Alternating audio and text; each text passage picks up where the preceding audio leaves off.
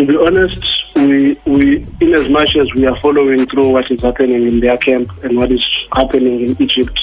generally, but our main focus is to try and make sure that our team is more focused, is not overzealous or over anxious, or maybe even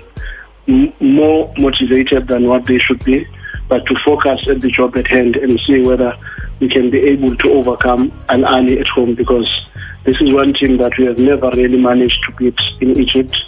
So it will be important for us to have that mentality, one, of not wanting to lose in Egypt, and two, to try and push for a result away from home, because that might have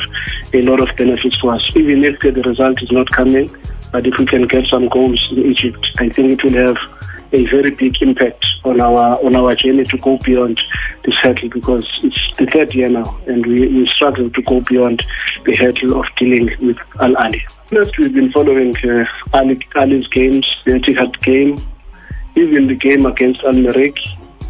the games against Simba, because Champions League matches always give you a different taste. But we also watched the Zamalek game because it was an emotional game and we had to see what could come out of it. And based on what we have seen, we believe we've got sufficient information, because I think we have watched between 4 to 5 matches of Ahly as it is, and we are in the process of doing our second video analysis tonight before we go to training. So we kind of understand what to expect, and fortunately we've worked with Coach Pitso for a very long time, and we know what he can do to try and